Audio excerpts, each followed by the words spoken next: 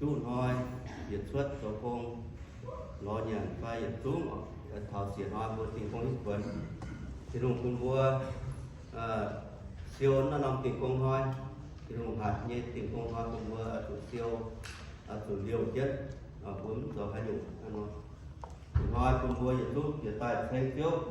lấy xin là vua ở mặt tây em vua tài chứ một thanh thì dùng nó cùng vua đưa là chút chọn kiến nằm trong hồ nông hiếu thăm với thức quật cần tàu em vua tài phải một thanh thì dùng tức là vua chỉ dần vua tháo thì hoa nằm lên bài ở thì hoa là hai nghìn vua bên tuần tố như là góc tháo tạo ra dù miền nam sẽ chụp băng hiện nay diệp thá sẽ hứng mặt y xin như chấm vua này trên cái vùng thổ thông nói sẽ buồn vua như tôi có xếp nhẹ thả nói chỉ cho mình xếp nhẹ nhà chỉ cho mình xếp nhẹ nó vua ở chủ đâu thì như con thì dùng như con vua chủ bền một cái gì đó hay lò quật thì dùng vua cuốn ban là vua ở chủ mà nhiều nhau thế thì dùng một số thì dùng lớn ban ở chủ mà nhiều nhau mà thông minh một số thì dùng mà nó cần dùng thông minh vốn có và một số thì dùng cái thông minh vua chủ lo tháp quật vua chủ căn nhé vua chủ lo nhỏ còn vua lo nó tăng vua nên là cả vua mà xé đến xu đối với mình vua xé đến xu là mà nhung ăn nó bốn hiếu vậy là nhìn hoan hoài nó là phải tháng nghe họ được có trên con thảo đúng không thì luôn có thật thì luôn nghe cho vua xiên thì luôn vua xiên thì luôn vua tu hai miền con là thì luôn năm vua Giêsu năm vua hai miền con nghe và vua từ YouTube ở đây thì luôn là vua xiên mà nhung ở đấy vua xiên tu là mà nhung rồi ở đây là con vua xiên như miền nhung á cái này vua hỏi có chân là phải từ tháng này có thảo xiên linh có thảo thì luôn ông nói là phải có thể nhận vua tập phải ta thì luôn anh nói là phải có thảo thực hiện đúng không có thảo vua tập phải ta thì luôn anh chăm một bảo vua tiêu luôn nó tiêu tập phải khang nó thì có vua tập thì luôn thì tiêu tức là vua bằng thằng đó chơi vua anh tại chứ họ anh nhiều khang quá có thảo tổ chức sơ rồi với chi sa ya sơ tự tăng phải nhất thật xét nhiều nhiều sợ phải thì nhiều quá anh ở phải tự tăng quá phải như chừng phải tự nhiều vua bằng thảo không đúng không Isaiah quật là dạng như gì Isaiah quật thì hùng út tản thôi như đồng kia trả đồng kia Isaiah quật thì hùng là dạng thì cho và là dạng cho đây thì hùng nguyên trước thì hùng thì rất nhiều người nó Isaiah hùng quê sấy quê nắng hier quật xíu tuổi tiên việc vào hàng nhiều buổi nên nhớ xem kia quang tảng thì hùng nghiệp cho thế nhẹ nhầm yên lên cùng ngoài mai seraphim sâu tiên tao mai chú khoai đá đồng y khoai đầy còn nói khoai đá quang hiền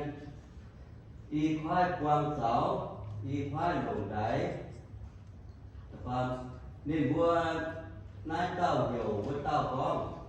xin dình nên kia như thiếu nên nhé chẳng làng quang lùng đĩa phải quay đi nhiều nhé chia vui cái nhé còn đố tụng thiếu nhà quang làng thiếu như cho tầm muốn giàn như con ye chủ khâu á ye trung tù miền á Yê sẽ dưới mấy sinh dạy yê nhiên. Yê giả yêm dưới mấy sinh dạy yê bẹt tiếng của đống. Với dù yê nhiên sinh túc quạt hùng phía. Sơn nên yê nhiên trước. Rồi mà tàu ước tế Seraphim đại tài gõ yê. Yêm nên yê của mai xỉa kết yê tục thán xê lồng xỉa chắc yêm xỉa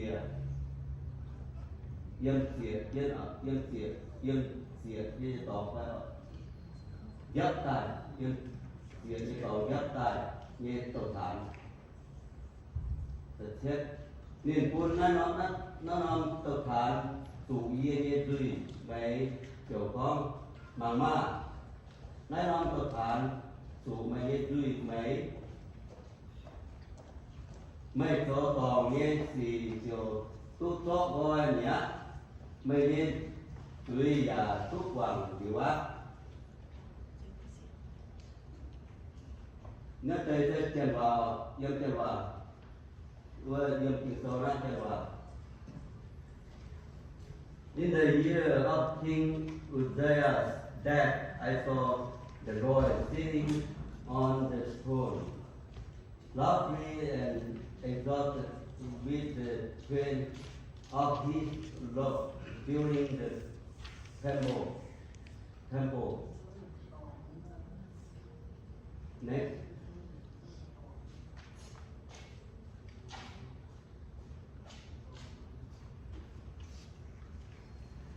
In the year of King Uzziah's death, I saw the Lord sitting on the throne. Thái tiêu nào? Bây giờ Seraphim stood above him, each having 6 wings, with 2 being covered his face, and 2 being covered his feet, and with 2 being filled. And one called out to another and said, Holy, holy, holy is the Lord of hosts. The whole earth is full of his glory. And the foundation of the 3 hosts trembled was filling with smoke. Then I said, Who is me, for I am ruined, because I am a man of unclean lips, and I live among a people of unclean lips. For my eyes, I have seen the King, the Lord of hosts. Next. He touched my mouth with it and said, Behold, this has touched your lips, and your iniquity is taken away, and your sin is forgiven. Isaiah phải thật sang từng người đó xin thầy của tao có mây vua đỏ hải tàu cây dĩa hải tàu thảo dĩa thì thắng xin thầy tao sẽ mua mây vua thao nhân mảng ngoài hải tàu về nát thầy diệt xuống xe tồn to hệ quảng to hệ quan chiều sâu màu xuất tại và dù non nghe của tao quê liền thế này nghe tục khác chiều mách thai non để to whom then will you take in me like in me that I would be his equal, said the Holy One. Lift up your eyes on high and see who has created these stars, the one who lists forth their hosts by number. He calls them all by name. because of the greatness of his might and the strength of his power. Not one of them is missing. Thế dân chân hòa nhân hòa giờ họ tu mình vua chỉ nhau có mình vua nhau tu chỉ nhau nhân hòa thì có thể họ vua chỉ nhau chân hòa nha em cứ chân hòa chỉ nhau chân hòa thì có chỉ nhau luôn nhân hòaนั่นน่ะgiờ vua sinh dạy nhân thiên hùng có hôm nay họ sẽ sinh dạy nhân thiên hùng vua tạo về tạo á nhân thiên hùng để tiêu and next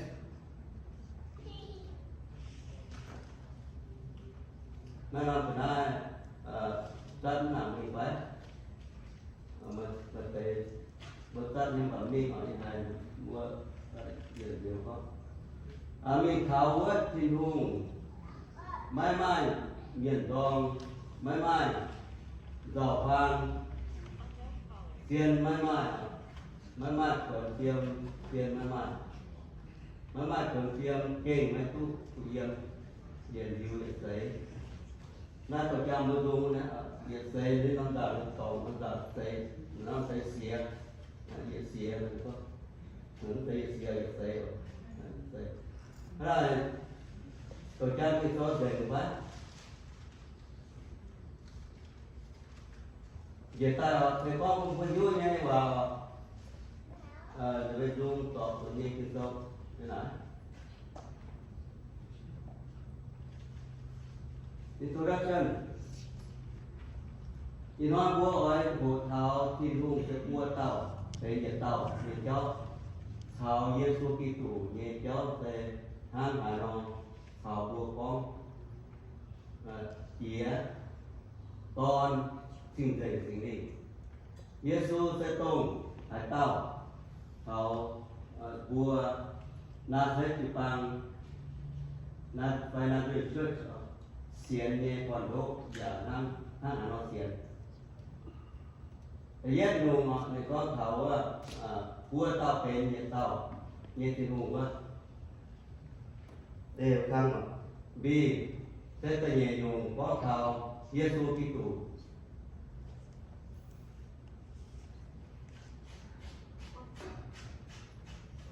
cái này dân nó dân mình nói như vậy có một thứ thì hùng tôn thì đủ sở Giê-xu hiểu ý năm búa năm búa tôn tía sinh linh cả tổ vợ tía tôn và sinh linh cả tổ vợ để tàu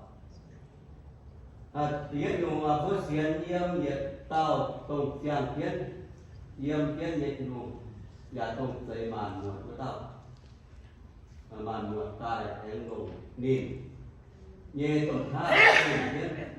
hay là như tuần khác thì cái quân màn muộn hay yếm cũng với giả mai để lấy như với tàu sẽ thì nó sẽ tung sinh dày nhiên ham thọ giang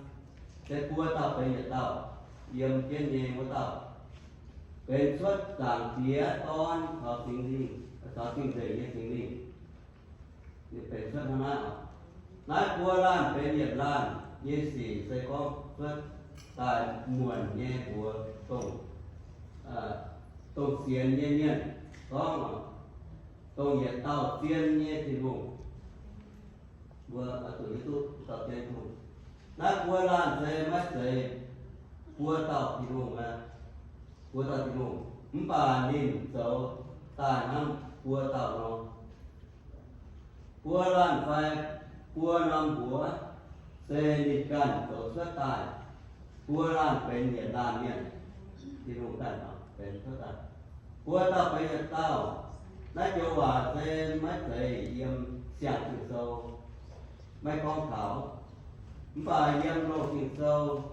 tổ này yếm buôn xe rất quên mất cua tao bên nhiệt tao sẽ tiên nhẹ hòa thì vùng cái có mà yếm buôn từ sâu búa xiên như tổ lấy con tàu búa lan miền búa lanเป็นnhiệt lan sẽเป็นไปเรียกสินี่ก็เดี๋ยวจะว่าอย่างไม่ช่วยเนาะบúaตัดไปเรียกสิไม่มาเต้าเบียดเนาะ thiếu tụt dày ngay bà chỉ có thảo xiên như su miền xiên thì ta nhé cho tổ xuất ta tổ đấy ở tổ xuất tổ đấy ta tiền nhé bền xuất tiết xuất tổ đấy ta nhé chỉ cho tiền nhé tổ nào đất chuyên nhân ga chân vào ra we believe eternally existence infinite God serving creator of and sustainer of the universe that he only is God, only in nature. The God who is holy love and light is present in essential being revival as Father, Son, and Holy Spirit. The doctrine of the Trinity states that the one true God, the one Himself, and as Father, Son, and Holy Spirit. The Trinity is not three gods who act as one. The Trinity is one God who reveals Himself as three persons. The true Trinity, the word Trinity, does not appear in the New Testament, but the doctrine of the Trinity is true to the way God is spoken of in the Bible. The doctrine of the Trinity is a mystery. No one completely understands it, but the Bible and Christian experience make the doctrine necessary. Tại vì dù Giêsu Kitô cái bố mẹ bố con thì vùng vua ta phải tàu thì ta Giêsu nó dùng nó tham Giêsu cả Giêsu Kitô. Có nhiều bây giờ Giêsu Kitô tiếng tiếng là Jesus Christ, Jesus Christ, Jesus Giêsu Kitô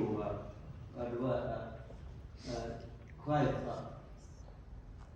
nên mà Giêsu Kitô ở chỗ hay bao nhiêu bữa xiên là nó tham bữa xiên yếm Giêsu Kitô sẽ tông tay nhẹ làm nhẹ yếm bữa tàu cái nhẹ tàu cái nhẹ tàu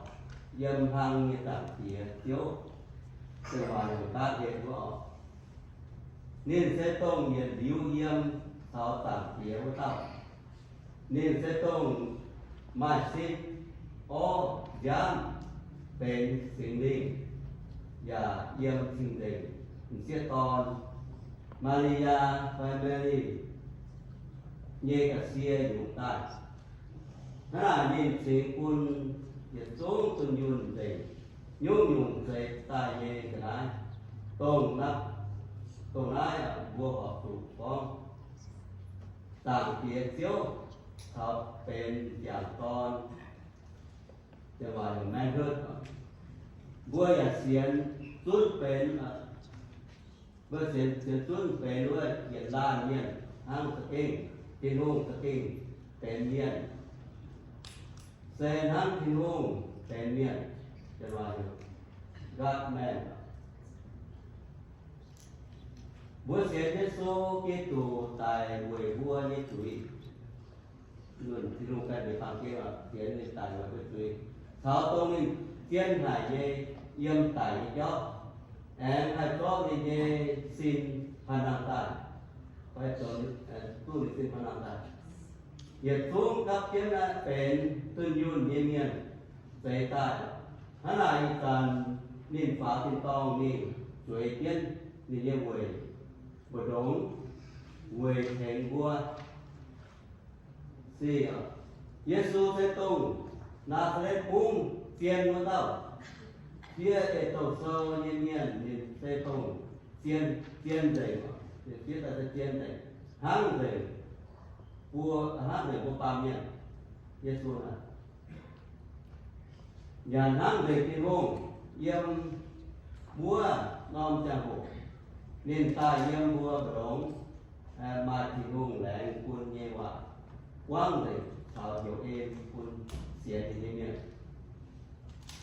Giêsu yếm nàng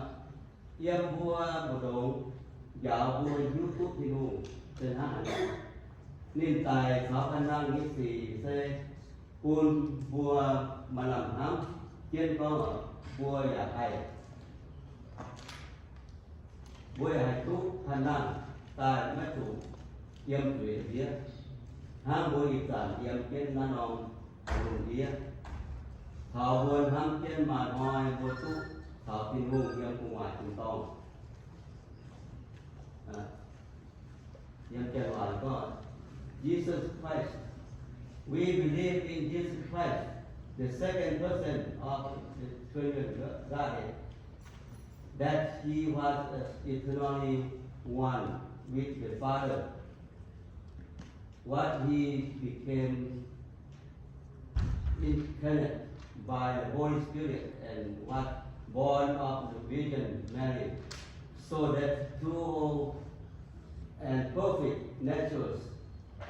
that is to say, the Godhead and manhood are two united in one person, very God and very man, the God-man. We believe that Jesus Christ died for our sins and that He truly arose from the dead and took again His body together with all things pertaining to the perfection of man's nature,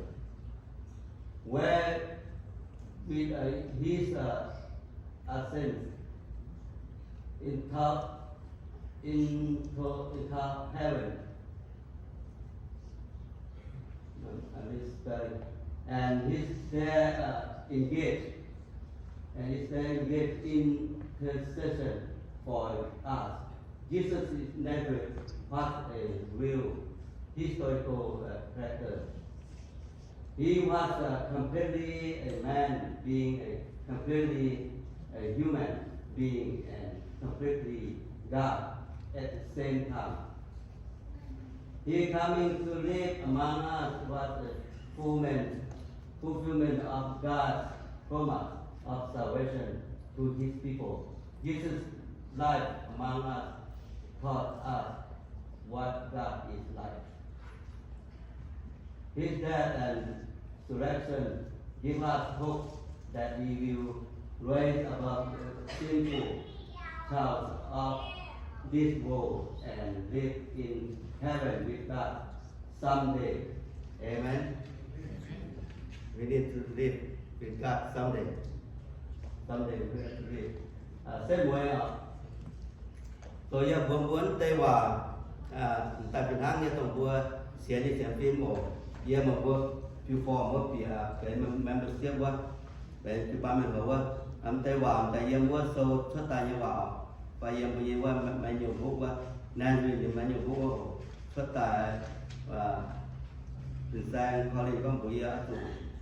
cho nó tổng chiến nó là cùng vừa tôi yêu vừa ai hồ yêu được một bị nhau bộ bền member sẽ đưa hai năm còn hai nhung nổi chết cả nổi chết nói chụp cho hai nó thảo thì dùng của tập về tàu phải Giêsu rồi nhung đi bằng kia nó là tập quân của tiêu nếu anh tây hòa tây giờ mua bán tây giờ mua